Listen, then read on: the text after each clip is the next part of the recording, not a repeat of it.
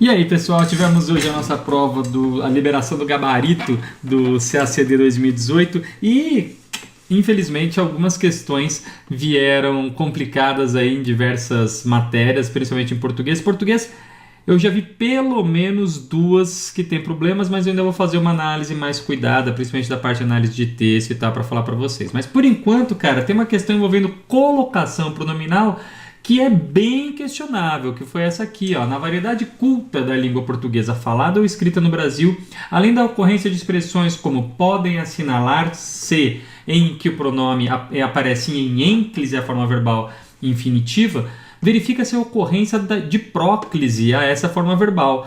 Podem se assinalar, ambas consideradas corretas pela gramática. Então, resumindo, ele está falando aí que o podem assinalar-se está correto, mas que também está correto pela gramática o podem se assinalar. E a gabarito foi correto.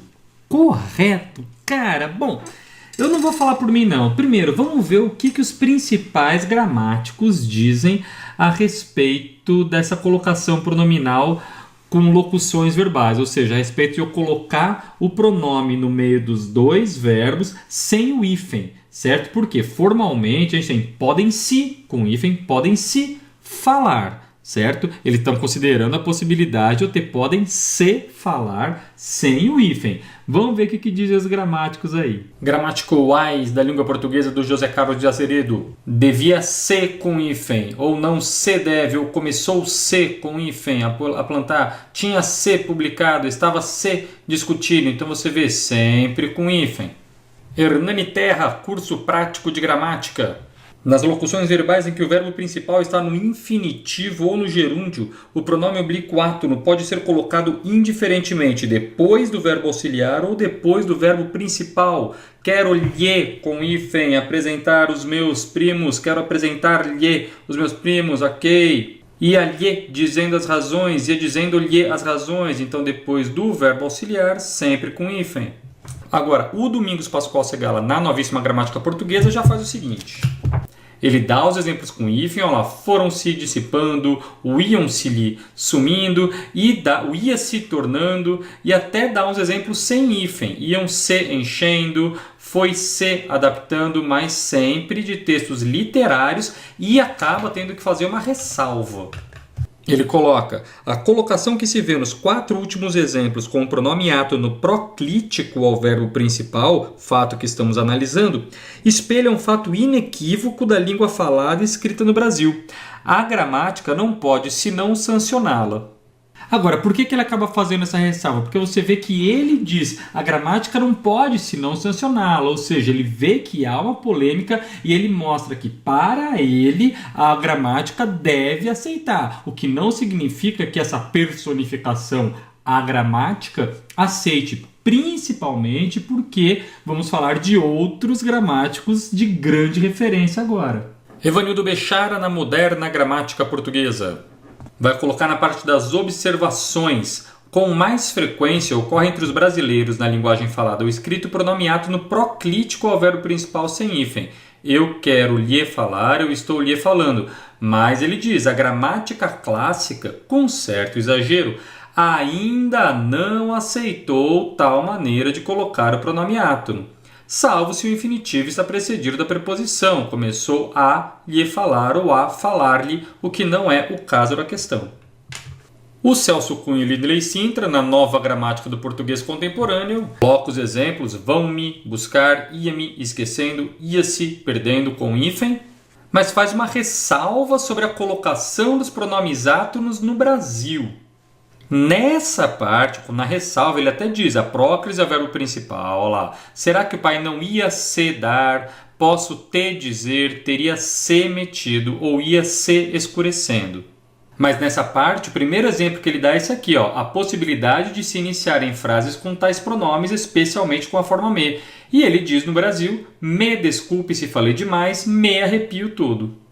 Então, quer dizer, por mais que o CESP argumentasse dizendo que mas a gente está seguindo uma ressalva do Celso Cunha que diz que na língua portuguesa do Brasil é possível colocar, beleza, então nessa mesma ressalva ele argumenta que na língua portuguesa usual no Brasil começa-se sentenças com pronome oblíquo átono. O CESP vai começar a aceitar isso? Então, em 2018, aqui, na prova do SEDUC, que o CESP colocou, considerando-se os gêneros do texto e as variedades da língua portuguesa, estaria adequado o emprego da próclise em parece-me, assim como está adequado o seu emprego em me lembre. Aqui você vê. É um texto claramente literário, né? Uma carta do Drummond para o Mário de Andrade. Beleza, colocou me lembre, fechou. Mas na hora do texto formal, o CESP deu como errado. Não, mas aí é formalidade. Então o CESP vai considerar isso? Que está na mesma ressalva do Celso Cunha, certo? Ou então, na prova do CESP 2015, aqui do TJ, o deslocamento da partícula C em define-se para o início do período, escrevendo-se se define, prejudicaria a correção gramatical do texto. Correto, respeitando a gramática formal escrita, que tem a questão da colocação pronominal vinda do português europeu? Sim. Inusual para a gente? Sim, mas é a gramática do português escrito. Essa é a gramática formal, certo? E no 2015 também o CESP do MPU evidencia-se, mesma coisa, o pronome se pode facultativa e corretamente ser tanto posposto, como aí foi empregado, quanto anteposto à forma verbal. Se evidencia. E o CESP, claro, deu como errado. Percebe? Então, por que eu estou mostrando isso para vocês? Porque falar em colocação pronominal em língua culta escrita é falar na colocação pronominal formal, certo? Então o CESP veio com as ressalvas, né? Na variedade culta da língua portuguesa falada ou escrita. Então, dois problemas aqui. Primeiro, ele falou língua escrita e lá no final ele tem ambas consideradas corretas pela gramática. Então, quando a gente faz a personificação, como eu falei para você, a gramática é o oficialzão. O oficialzão é o escrito, certo? Mesmo que fosse uma marca de oralidade considerada em contexto de formalidade orais, a gramática não aceita. Tanto é que até mesmo o Segala, que é o mais contundente de todos nesse aspecto, ele fala, cara, a gramática tem que aceitar. Mas ele assume que está comprando uma briga. Ele não fala isso como fato já sabido, senão nem teria ressalva. E é o único. Os outros todos vão relevando ou então nem põe isso. Percebeu? Agora, a variedade culta da língua portuguesa falada. O que o cara quer com isso? Então é projeto NURC que está considerando? Projeto NURC, Norma Urbana Culta. Só que o projeto, se você falar em projeto NURC, então você tem que até tirar esse ambas consideradas corretas pela gramática. Porque sim, existe o projeto NURC, Norma Urbana Culta, que é um projeto desenvolvido pelas faculdades estaduais e federais. E esse projeto, ele visa a analisar a fala da norma urbana culta, como se fala em contextos orais, porém formais, nas capitais brasileiras. Okay? Mas aí, cara, é um projeto de análise, não um projeto de determinação, não um projeto de sistematização. Deu para entender? É de analisar, uma sistematização por cima da análise. Mas aí não tem essa gramática. Aí não fala ambas consideradas corretas pela gramática, porque a gramática não está considerando oralidade. Oralidade a gente tem variação linguística. Então, ele pode ter levantado uma bola de na língua falada, se fosse uma questão de variação linguística, como ele considerou o Mário de Andrade e o Drummond ali, mas a partir do momento que ele colocou escrita, pronto, e consideradas corretas pela gramática, dá como certo, cara, é realmente complicado.